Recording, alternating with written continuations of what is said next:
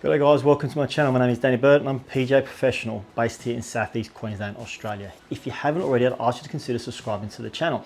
Plenty of videos on there and the videos are only being added each and every week. The channel's going to continue to grow and the information is hopefully going to help you improve your game.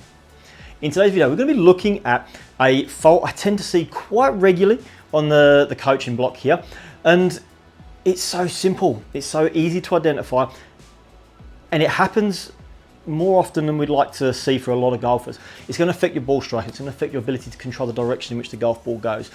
And you're going to kick yourself when you realise how simple it is and how something at address can change it like that for you. So as you're going to see at the start of the video, I make a golf swing and it's nothing spectacular, but it is functional, it does work, and it's helped me shoot some good scores. One of the things that I often see players make the mistake of is the right elbow in the backswing has this tendency to begin to flare out and away from the body, creating separation between the rib cage and the right elbow. Gets a little bit too great. There's always going to be separation, but we don't want to have too much of it. So we tend to see golfers getting the right elbow going this way, more often than not because they're trying to keep the club face square. They've been told by a coach, maybe something they've watched on YouTube, maybe a little bit of misunderstanding, or even maybe just a friend has told them that they're hitting poor golf shots, try to keep that club face straight in the takeaway. Now that's absolutely fine if we do something else prior to that, but let's just look at that. As the player's trying to keep that club face straight in the takeaway, we get this right elbow begins to flare. As we get to the top of the backswing here, we're going to see the wrists are going to now sit in a bit of an awkward position. We're going to get the club working across the line, and the only way we're going to be able to make somewhat decent contact is to have the club reorientate behind us. Now, the vast majority of you guys watching this video, including myself, are going to be almost unable to reorientate the club to that degree. We might be able to do it a little bit, but to move it the amount that's required is near all but impossible. So look, we don't want complications. We don't want additional extra movements. We don't want to have compensations. We want simple and easy to implement. So this right elbow getting well out of position is the reason why you're going to struggle hitting some of your iron shots well. If we do have a player who gets the right elbow this position and they don't make that compensation or that correction, the club's going to work over the top. We're going to throw the club head away on the downswing here, and then cause us to kind of scoop through impact, because that's the only way we're going to see the club get down to the ball. This in itself is a problem and we want to avoid doing that. But the question to ask ourselves is, what is causing that? The right elbow doesn't just decide, well, this is where I'm going to go. Something makes that happen. Now this is the part where you might end up kicking yourself because it's so simple.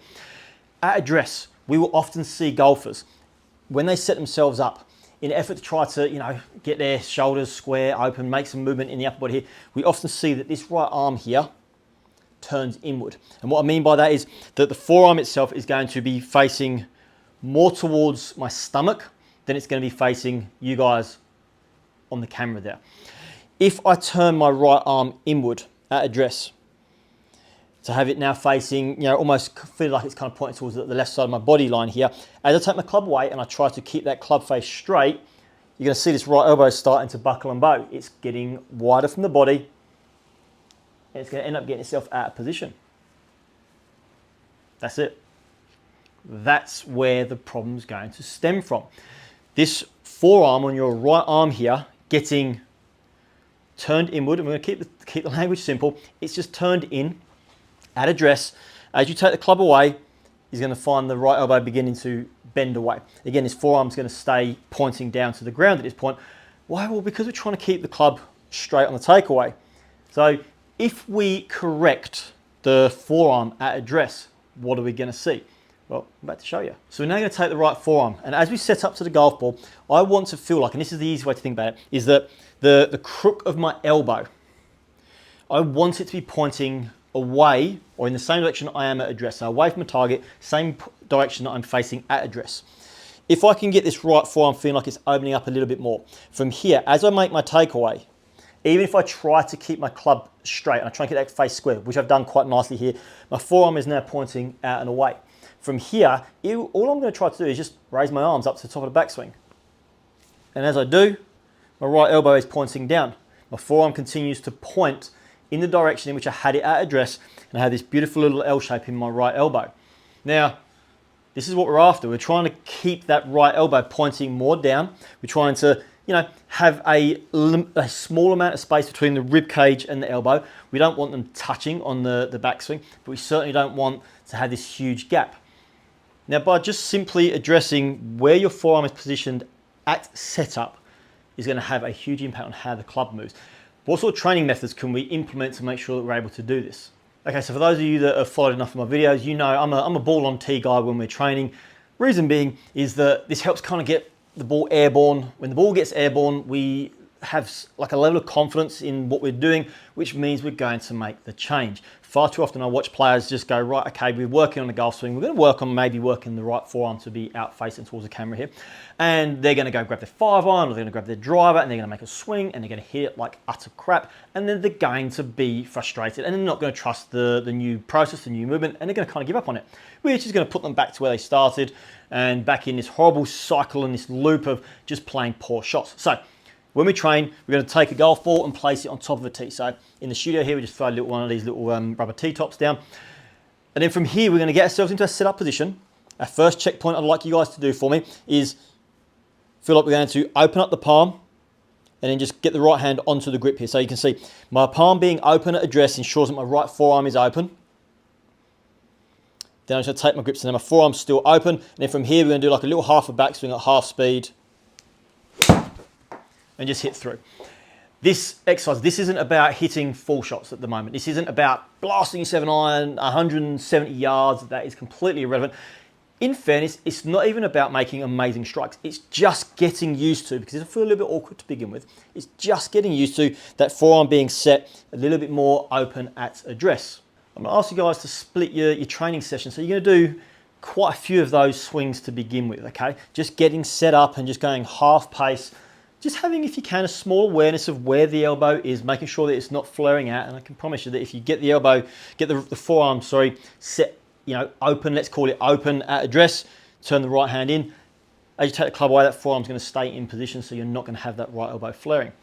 As we get more competent with that feeling, that movement, and we're seeing that our setup is improving, then we're going to change it up a little bit. We're going to get ourselves into our setup position, and all I'd like you to do for me is swing to the top, pause, check that right elbow. Okay, so I can see my right elbow's in a good spot. I have this L shape in my right arm here. We're then just going to relax down to setup. We're then going to do it again, this time without looking. Check, yes, I'm happy. And then we're going to go back to the golf ball. We're going to go at slow speed, get to the top, pause, and then down and through. Again, this isn't about where the golf ball goes. This isn't about how amazing you strike it. If you're serious about getting better, you should be videoing your golf swings, and then you're going to be able to see, where's my right elbow getting? Is it getting into the correct spot? After you've spent some time, we've done the half swings, then we do the pause swings. We're then going to be working into some full swings at full speed. Okay, so when we're ready to progress into hitting full shots, this is really important. We want to make sure that we're splitting our bucket up quite nice between some short stuff and some longer stuff. Try not to get yourself too caught up in the longer clubs. I know the temptation is to go out and smash drivers, but it's going to take some time for this to kind of build in, and really for more so anything for that forearm to get comfortable at setup. But when we get to the full swing shots, that's probably the most important part we're going to be looking at, is what we can control first. Get that forearm feeling like it's a little bit more open. So we get ourselves into a setup position here with my 7-iron. I'm going to open up the forearm, take my grip. I'm going to do one quick checkpoint. Yep, that looks pretty good. I feel pretty comfortable there. And then we're going to hit.